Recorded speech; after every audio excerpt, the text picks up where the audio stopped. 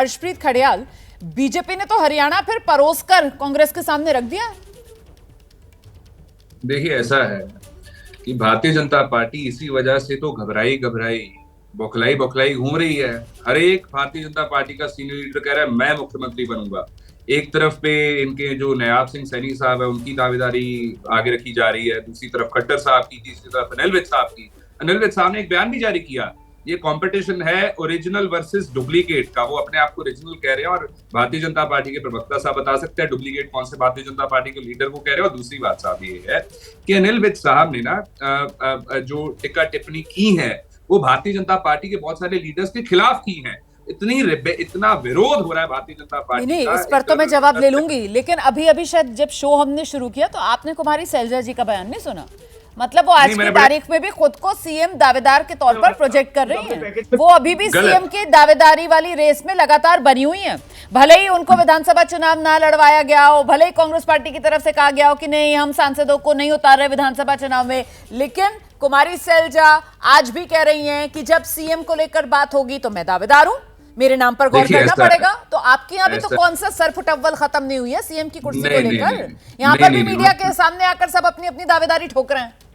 धन्यवाद सवाल के लिए। उन्होंने बड़े क्लियर शब्दों में कहा है कि फैसला हाईकमान की। उन्होंने ये नहीं कहा इनके लीडर्स की जैसे एक ओरिजिनल है एक डुप्लीकेट है। और दूसरी बात मैं यहाँ पे स्पष्ट कर दूं कि भारतीय जनता पार्टी की जो सरकार है, भारतीय जनता पार्टी की सेंटर सरकार में इतना डर है, इतनी घबराहट इस चीज को लेकर के है कि एक तरफ तो हम दावा ठोक रहे थे कि हम तीसरी बार रिपीट करेंगे और दूसरी तरफ हमारी जमानतें जब्त हो रही है। लैंडस्लाइड विक्ट्री के साथ कांग्रेस पार्टी जीती। और दूसरी बात, 2-3 बड़े मुद्दे हैं। एक तो किसानों का मुद्दा है।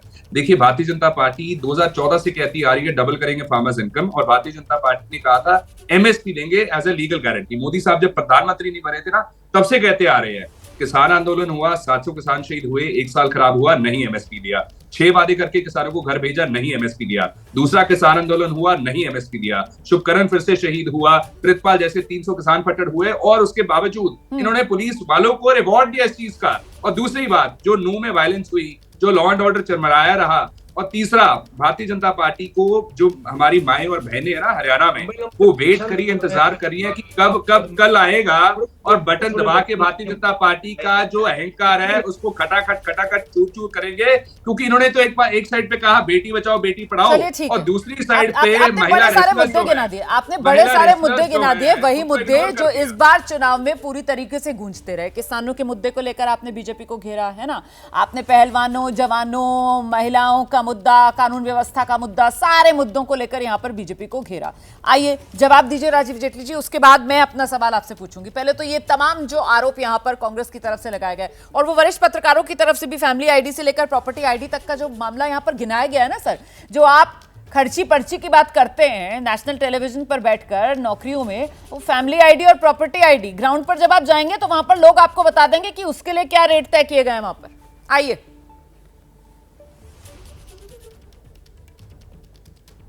जी, आपने बिना इंजन वाले ट्रेन के डब्बे को धक्का मारने की बहुत कोशिश करी, क्योंकि इतना लंबा भाषण आप उनका ले रहे हैं और छोटे वर्जन मेरे से भी ले रहे हैं। डबल इंजन वाली ट्रेन थोड़ा सा इंजस्टिस सा लगता है। अर्शप्रीत जी प्लीज, ऐसा नहीं होना चाहिए। नहीं, ऐसा जी। आइए राजीव जी। बोल रहा हूँ क्योंकि कांग्रेस के प्रवक्ता जिन बातों को नहीं बोल पा रहे हैं उसको भी थोड़ा सा आप घुसाकर फिर धक्का मारते हैं आगे। खैर एनीवे नहीं, मैं उसमें नहीं जा रहा, वो आपके प्रेरोगेटिव में आपके विशेषाधिकार हैं। मैं केवल इतनी बात कहना चाहता हूं, देखिए, एक भी ऐसी नीति भारतीय जनता पार्टी की जिसको ये बता करके बता दें कि हमने कहीं बीच में दलाली खाई हो। दलाली बहुत बड़ा शब्द था हरियाणा प्रदेश के अंदर, हर बात के ऊपर बहुत बड़ी बड़ी दुकानें चला करती थी। प्रॉपर्टी आईडी की बात करें, सबसे ज्यादा कब्जे करने वाले कौन थे? इन्हीं के गुंडे लोग। प्रॉपर्टी आईडी का पर्पस भी यही था कि जिसकी प्रॉपर्टी है वो उसी के पास रहनी चाहिए, उसमें कहीं कोई छोटी छोटी त्रुटियां रह गई थी जिसको हमने रिफॉर्म करा, उसको वापस से ठीक करा। रही बात आपने पेंशन की, हमने ऑनलाइन व्यवस्था बनाई, पोर्टल की व्यवस्था बनाई ताकि लोगों के मोबाइल के खातों में, मोबाइल के अंदर जाए, उनके खातों के अंदर जाए, ना कि कांग्रेसी कार्यकर्ता बीच में बैठ करके मरे हुए लोगों की पेंशन खाते चले जाए। किसान को मिलने वाले अधिकार अगर उनको खाने का भी किसी ने काम किया तो कांग्रेस के दलालों ने, एजेंटों ने किया। हमने सारी व्यवस्था ऑनलाइन करी और इसके आंकड़े हैं हमारे पास। हमने हजारों करोड़ रुपया स्टेट का केवल इस बात से बचाया कि जहां पर जो लोग थे ही नहीं उनका भी पैसा कांग्रेसी अपने नेताओं को, अपने कार्यकर्ताओं को दे दिया करते थे। ये व्यवस्था ऐसे नहीं बनी है। आप ये देखिए प्रदेश के अंदर आप क्या वापस चाहेंगे? हुड्डा साहब से पूछेंगे, हुड्डा साहब ये पोर्टल बंद कर दें, कल से हुड्डा साहब खुद लगेंगे क्या बिजली की लाइन के अंदर बिजली का बिल जमा करवाने के लिए? क्या वो चाहेंगे कि मैं ऐसी व्यवस्था वापस लेकर के आऊं? क्या वो ऐसी व्यवस्था चाहेंगे जैसी व्यवस्थाएं पहले हुआ करती थी? अरे भाई इस प्रदेश में तो बिजली नाम की चीज नहीं होती, इनके मैनिफेस्टो का हमेशा हिस्सा रही है। पहली बार हमने इनके मैनिफेस्टो से बिजली हटा दिए, पूछिए बताइए अब डालते हैं कि ये वहां पर? मुद्दा ये है कि बहुत बड़े बड़े रिफॉर्म करें और जिसके जवाब हरियाणा में कांग्रेस हरियाणा की वो जनता देती है जिससे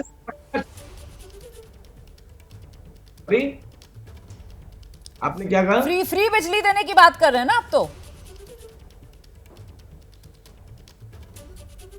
दे रहे हैं ना फ्री, तो हिमाचल में जाके लीजिए ना, वहां पे पता चल जाएगा आपको।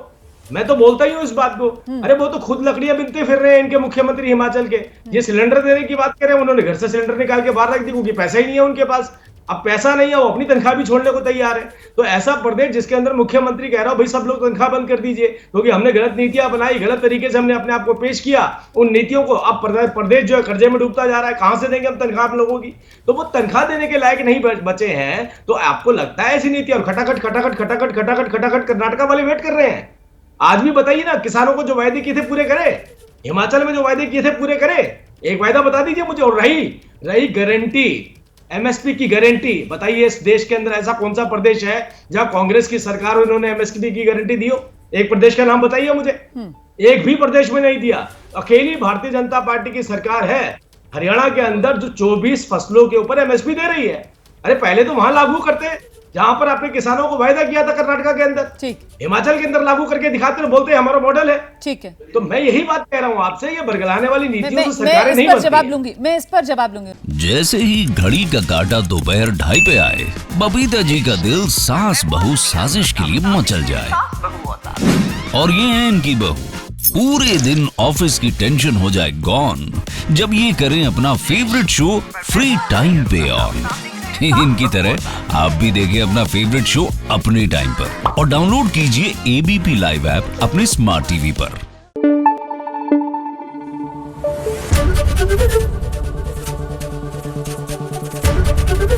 एबीपी न्यूज आपको रखे आगे।